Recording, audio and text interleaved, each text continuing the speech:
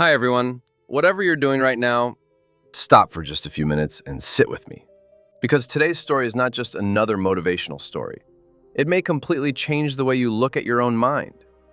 Tell me honestly, how many times has your own mind stopped you from doing something you really wanted to do? Maybe you wanted to start a business, but your mind said, you're not good enough. Maybe you wanted to speak in front of people, but your mind whispered, they will laugh at you. Maybe you wanted to be happy, but your mind kept bringing back old mistakes, old pain, and old fears. Here's the strange part. The biggest prison in the world has no walls. It is the prison inside our own mind. And most people spend their whole life trying to control their thoughts, without ever realizing they have been using the wrong method. Today's story will show you a different way, a way so simple that you may wonder why nobody ever told you before. So stay with me until the very end, because one lesson from this story might stay with you for the rest of your life. My name is Wali, and you're watching Wali Tales, where every story leaves you wiser than before. Now, let me tell you a story. There was a young man named Tony.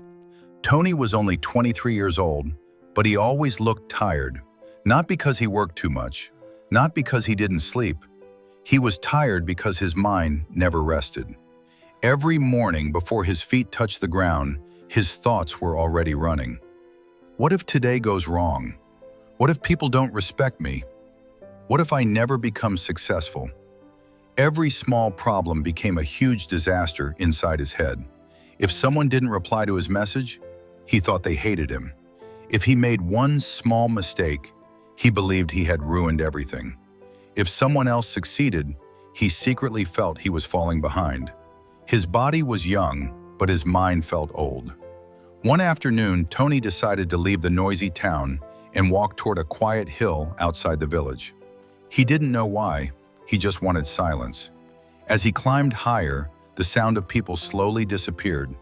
Only the wind remained. When he reached the top, he saw something unexpected. An old man was standing alone in the open field, flying a colorful kite. The sky was completely blue. The kite danced high above the clouds. Sometimes the wind pushed it left, sometimes right. Sometimes it suddenly dropped before rising again. Yet the old man never looked worried. He simply smiled while holding the string. Tony stood there for several minutes, watching him. Finally, he walked closer. I've never seen someone enjoy flying a kite this much. The old man laughed. I've never seen someone look this worried while watching one. Tony smiled for the first time that day. My name is Tony, the old man nodded. I'm Bob. For a few moments, neither of them spoke. Only the sound of the wind filled the air.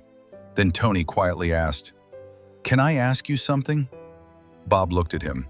Of course. Tony took a deep breath. My mind never stops. It keeps thinking. It keeps worrying. I've read books. I've watched videos. I've tried staying busy, but nothing changes. I just want peace. Bob didn't answer immediately. Instead, he gently placed the kite string into Tony's hands. Hold it. Tony looked surprised. I don't know how. You don't need to. Just hold it. Tony wrapped the string around his fingers. At first it felt easy, but then a stronger wind arrived. The kite suddenly pulled hard. Tony almost lost his balance. He quickly tightened his grip. A few seconds later, the wind changed direction again. The kite moved somewhere else. Tony pulled harder. Again the wind changed. Again Tony pulled. Within only 2 minutes, his hands started hurting. His shoulders became tense. His breathing became faster.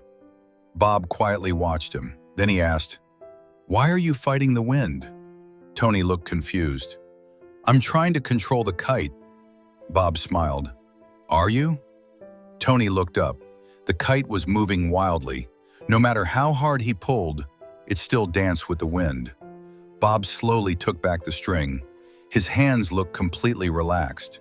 The kite continued moving exactly the same way. Tony frowned. I don't understand. Bob looked at the sky. I've been flying kites for almost 40 years, and the first lesson every beginner learns is this. If you fight the wind, you become tired, but the wind never does. Tony stayed silent. Bob continued, "The wind isn't your enemy. It's simply doing what wind does." Then Bob looked directly into Tony's eyes. "Thoughts are exactly the same." Tony's face changed. Bob pointed toward the kite. "Look carefully. The kite doesn't fly because the wind obeys it. It flies because someone learned how to respond to the wind." Tony watched the kite carefully. For the first time, he noticed something. Bob never tried to stop the wind. He simply adjusted the string whenever the wind changed. Small movements, calm movements, never panic, never anger, never force. Bob smiled. Most people spend their whole life trying to stop the wind. They spend years trying to stop fear, trying to stop doubt, trying to stop sadness. They become exhausted because those things were never meant to be controlled. Tony slowly asked, "Then what am I supposed to control?" Bob gently lifted the wooden handle holding the string. "This." Tony looked at it. "The string?" Bob nodded. "The string is your attention. You cannot decide which thoughts enter your mind, just like you cannot decide where the wind blows. But you always decide whether you pull harder, let go, or calmly guide your next move." Tony stood there quietly. Those words felt different from anything he had heard before, not because they sounded clever, but because they made sense. Bob smiled and pointed toward the kite again. "Look at that kite. Every few seconds the wind changes. But have you noticed something?" Tony looked carefully. No matter how wildly the wind moved, the kite never stayed in one place forever. It always found its balance again. Bob whispered, "Peace isn't a life without changing winds. It's learning not to panic every time the wind changes." Tony couldn't stop looking at the sky. For the first time in years, he wasn't thinking about tomorrow. He wasn't thinking about yesterday. He was simply watching a kite dance with the wind. And somehow, that silence inside him felt more valuable than every answer he had been searching for. Tony stood there quietly. His eyes followed the kite as it moved across the sky. For the first time in months, his mind felt slower. Not because his thoughts had disappeared, but because he had stopped chasing every single one. As the sun slowly began to set, Bob carefully pulled the kite back down. He folded it neatly and placed it beside him. Then he looked at Tony and smiled. "Tomorrow morning," Bob said, "come back here. I want to show you one last lesson." Tony nodded. That night, something unusual happened. His mind was still talking. What if this doesn't work? What if tomorrow changes nothing? But instead of arguing with those thoughts, Tony remembered the kite. He smiled and quietly said, "The wind is blowing again." Then he closed his eyes. The next morning, before sunrise, Tony climbed the hill again. Bob was already there, but this time, there was no kite, only a small wooden box. Tony looked confused. "I thought we were flying the kite again." Bob shook his head. "The kite has already taught you enough. Today I want to show you why most people never find peace." He opened the wooden box. Inside were dozens of tiny paper pieces. Every paper had a sentence written on it. Bob handed one to Tony. It said, "You are not good enough." He handed him another. "You will fail." Another. "People are judging you." Another. "You are too late." Another. "You will never change." Tony looked at the papers and quietly said, "These sound exactly like the thoughts in my mind." Bob smiled. "I know." Then Bob threw every paper into the air. The wind carried them in every direction. Some landed nearby, some flew far away, some disappeared into the sky.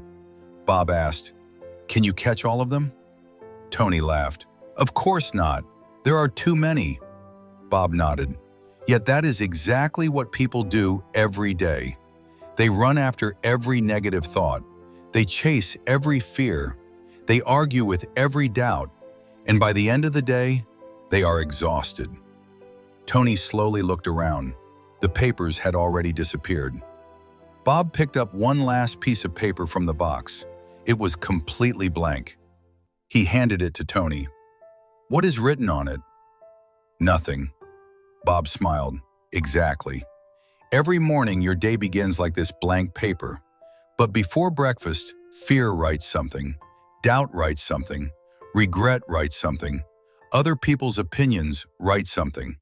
And by the evening, you believe that paper is your life." Tony stayed silent. Bob continued. "You don't control who tries to write on your paper, but you always control which words you keep." The wind became stronger again. Bob looked at the sky and asked, "What happens if the wind tears this paper?" Tony answered, "I can get another one." Bob nodded. "And what happens if one bad day tears your confidence?" Tony didn't answer. Bob smiled gently. "Most people believe one bad day means a bad life. One mistake means they are failures. One rejection means nobody will ever love them. But life has always given you another blank page. The question is, what will you write on it?" Those words stayed in Tony's heart. They walked together toward the village. On the way, they passed a small bridge. A little boy was trying to fly a kite. The wind pushed it down again and again. The boy became angry. He threw the string on the ground. "It doesn't work." Bob walked over. He picked up the string and handed it back.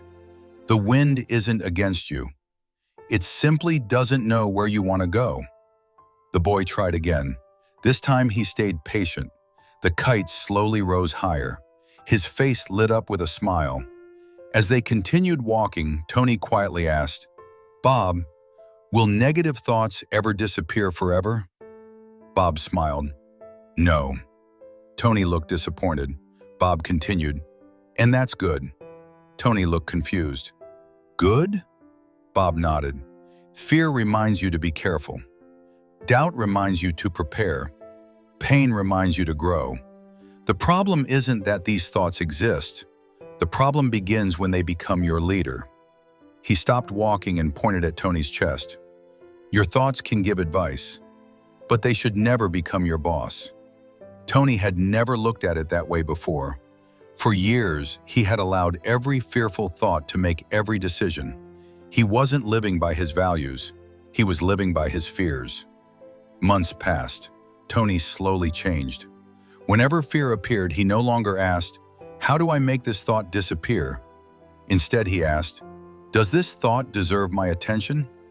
Sometimes the answer was yes. Most of the time, it was no. He began taking action even when his mind was full of doubts.